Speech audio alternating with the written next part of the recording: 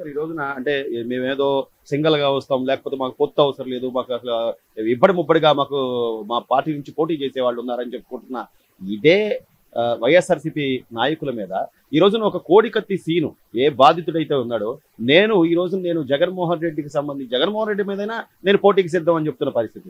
ఇంకొక వైపు దస్తగిరి ఎవరైతే అప్రూవర్ గా మారాడో హత్య కేసులు ప్రత్యక్షంగా ఉండి ఈ రోజు నేను అప్రూవర్ గా మారి నేను చేసిన తప్పు తెలుస్తున్నా అంటున్న దస్తగిరి కడప నుంచి వైఎస్ జగన్మోహన్ రెడ్డి మీద పోటీ చేస్తా అంటున్న పరిస్థితులు చూస్తుంటే ఇక ఇంతకన్నా క్లియర్ గా జనాలకి తెలియాలి సార్. జగనన్న వదిలిన బాణమే ఎదురు గుచ్చుకుంటే ఏం చెప్పాలో అర్థం కాదు. చచ్చిపోతుంటే ఎవరి పేర్లు చెప్పుకొని ఆయన గెలిచాడో అవే ఎదురొచ్చి కొట్టుకుంటాయి సార్.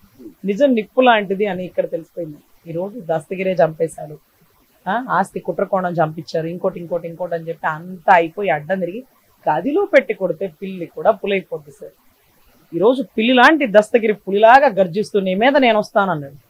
5.5 సంవత్సరాలు నోరెత్తనటువంటి కోడికత్తి సీను, చెయ్యని నేరాన్ని ఒప్పుకున్నటువంటి కోడికత్తి సీను, ఏదైతే నేను మీడియా ముఖంగా నా క్లయింట్ చేతుల్లో వాటర్ బాటిల్స్ ఉన్నాయి, ఎక్కడో దూరంగా ఉన్నాడు, కత్తితో గాయం చేసి మళ్ళీ ఎలా అదే వాటర్ బాటిల్స్తో అక్కడే ఉంచుంటాడు, గాయం చేసినోడు పారిపోతాడు కదా, వాటర్ బాటిల్స్ చేతిలో పట్టుకొని కత్తితో యుద్ధం చేసి మళ్ళీ వచ్చడానికి అతను శక్తి మ్యానా సూపర్ మ్యానా అంటూ నేను చెప్పడం బిగిన్ చేస్తే అప్పుడు జనాలకు అర్థమైందంటండి సీను పాత్ర ఏం లేదు, వాళ్ళు బాగా బలంగా దిగితే చేతికి గుచ్చుకోవాలి, గట్టిగా పొడిస్తే అతని చేతిలో ఉండాలి, లేకపోతే కింద ఎక్కడన్నా పడిపోయి ఉండాలి.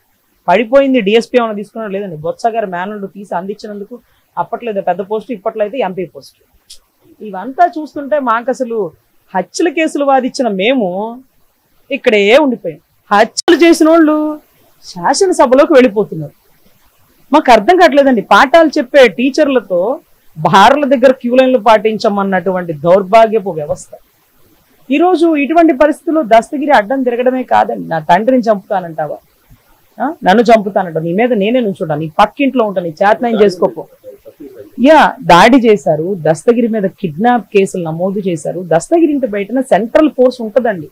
సెంట్రల్ ఫోర్స్ తీసుకునే 1కి 2కి బాత్రూమ్కి లోపలికే వెళ్తాడు, కానీ బయటికి వెళ్ళిన ప్రతిసారి సెంట్రల్ ఫోర్స్ ఉండాల్సిందేనండి. కూరగాయలకు వెళ్ళినా కూడా ఉంటారు, వాళ్ళ సెక్యూరిటీ దాన్ని ఉంటారు. ఆ ఫోన్ లొకేషన్స్ తెలుస్తుంది. అంటే దగ్గరుండి కిడ్నాప్ చేయించారా? సెంట్రల్ ఫోర్స్ వాళ్ళు అక్కడే ఉన్నారుగా.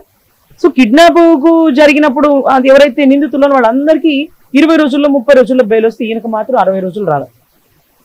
వీటన్నిటికంటే మించి ఈ రోజు కోడికత్తి సీన్ అడ్డం తిరిగి ఏదైతే జడా శ్రావణ్ కుమార్ గారు అనే అతను అడ్వకేట్ వారి పార్టీలో జేబీ పార్టీలో ఎందుకంటే దళితుడు కాబట్టి తిరుగుబడ్డాడు.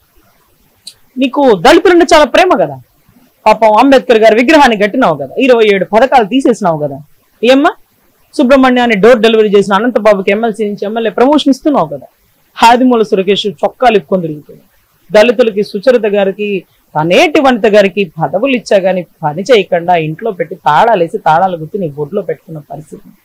ఈరోజు పదవులు ఇవ్వడం గొప్ప కాదన్నా, పెత్తనం చేపించండి అన్నా. పెత్తనం చేపిస్తేనే దాన్ని అనుభవించిన వారు అవుతారు. ఈ రోజు బాలయోగి గారిని ఎలా చూసుకున్నారు, ప్రతిభా భారతి గారు ఎలా ఉన్నారు, ఇలాంటి స్టేజ్ లో కూర్చోబెట్టి రాసి కూర్చోవయ్యా అని మాట్లాడిన ప్రతిభా భారతిని చూసి ఎన్టీ రామారావు గారు సైతం తప్పట్లు కొట్టారు. సభాష్ బిడ్డ, నీ కులానికి ఆణిముచ్చాను అమ్మా అన్నారు బాలయోగి గారు, బీసీ గారిని. ఎంతమంది ఎన్ని కులాల వాళ్ళకి పదవులు ఇవ్వడం కాదండి, ప్రయారిటీ ఇవ్వండి, వాళ్ళని పని చేయనివ్వండి అని. వాకిట్లో కట్టేసే జంతువులాగా నువ్వు పదవులు ఇచ్చి వాళ్ళని అక్కడే కట్టేస్తావు. సో ఇటువంటి పరిస్థితుల్లో తిరగబడ్డ దళితుడు, తిరగబడ్డ మైనారిటీ వారు, పాపం అతను అదే కదా, సో ముస్లిం. సో వీళ్ళు అసలు ఆడబిడ్డలకి రక్షణ అంటే పాపం దస్తగిరి భార్య నాకు రక్షణ లేదు అంటే ఆ ఊరు పోలీసులు ఆ ఊరు కోర్టు రక్షణ ఇవ్వలేదండి. కానీ కృష్ణారెడ్డి పిఏ కృష్ణారెడ్డి చెప్పాడు, నన్ను దాడి చేయబోతున్నారు, సునీతమ్మ నాతో బలవంతంగా చెప్పిస్తా. కడుపు మాడాది, బలవంతంగా చెప్పిస్తే నువ్వు చెప్పమాక దానికి నువ్వు కేసు పెట్టడం, కోర్టు వారిని కస్టడీలోకి తీసుకోవడం, అదేంటి రామ్ సింగ్ గారి మీద కూడా కేసు పెట్టేస్తావు నువ్వు. వాళ్ళ ఉద్యోగాలు వాళ్ళు చేయక్కర్లా, వాళ్ళకి ఎంక్వైరీ చేసే అధికారం ఉంది, నువ్వు చేయకూడదు అంటే నువ్వు పిఏ కృష్ణారెడ్డివి, నువ్వు అక్కడే ఉన్నావు, నీ పిఏ నిన్ను కాకపోతే ఎవరిని అడుగుతారు? ఆ రోజు ఇంట్లో భార్య గారు కూడా లేరు, నువ్వు వాకిట్లో కూర్చొని ఆంధ్రజ్యోతి పేపర్ చదువుతావు, అది కూడా సాక్షి చదవకుండా. మరి నువ్వు లోపలికి ఎందుకు రాలా? నువ్వు ఎక్కడున్నావు? నీకు ఎవరెవరు ఫోన్లు చేశారు? నువ్వు ఇంటికి ఎన్నింటికి వెళ్ళావు? నువ్వు రాత్రి అన్నింటికి పడుకుని కానీ అడగరా? అడగకూడదంట. రామ్ సింగ్ గారు నన్ను పదే అడుగుతున్నాను, పదే 10 సార్లు నిన్నే అడుగుతారు.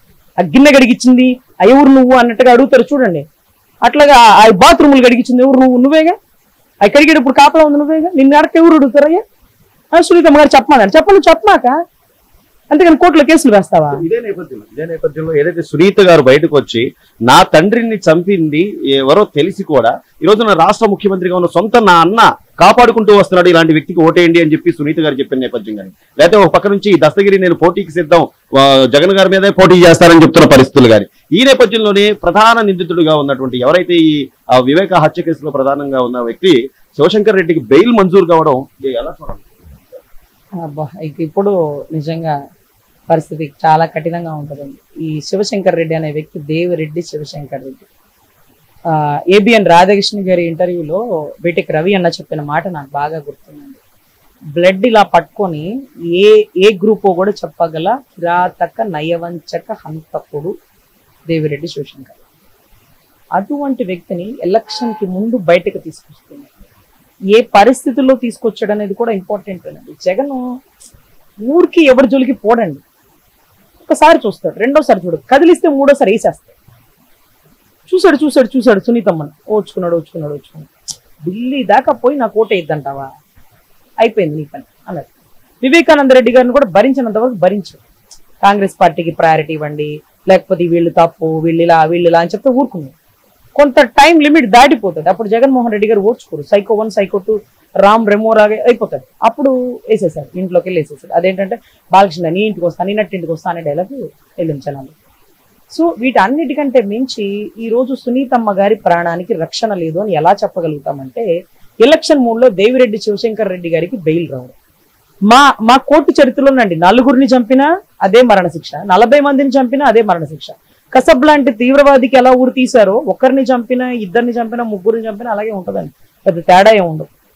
సో క్షమాభిక్ష పెట్టచ్చు. ఆగస్టు 15 లాంటి టైంలో అతని డిసిప్లిన్ యాక్షన్ ప్రకారం ఎర్లీగా బయటకు, ఇవన్నీ చాలా ఉంటాయండి ప్రొలాన్స్ మా దాంట్లో, అంటే లూప్ హోల్స్ అనమాట ఇవన్నీ.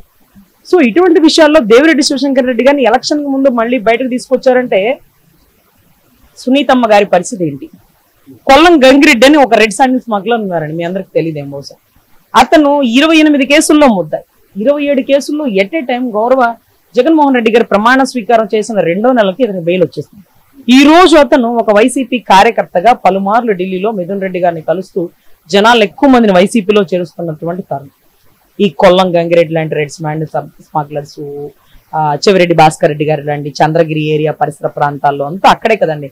అసలు మా అలిపిరి మెట్లు క్లోజ్ చేయడం ఏంటంటే, అలిపిరి మెట్ల నుంచి ఎంత రెడ్ శాండిల్ స్మగ్లింగ్ జరుగుతుందో వీటన్నిటికంటే మించి ఎవ్రీథింగ్ రికార్డెడ్ అండి. ఇప్పుడు ఎందుకు రెడ్ శాండిల్ స్మగ్లర్స్ లేరు, వీరప్పని ఎందుకు కనపడట్లా, పుష్ప 1 పుష్ప 2 ఎందుకు రిలీజ్ అవట్లా అంటే, మొత్తం వైట్ కలర్ కాలర్ వేసుకొని మొత్తం మనోళ్ళే చేసేస్తున్నారండి యూనిఫామ్ లో.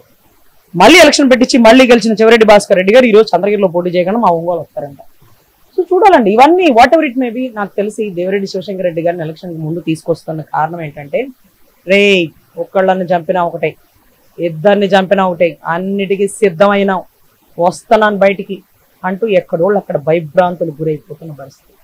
అండ్ రోడ్లో ఒక 2 చంపేస్తే ఇక ఎవరు బయటికి రాలేని పరిస్థితి.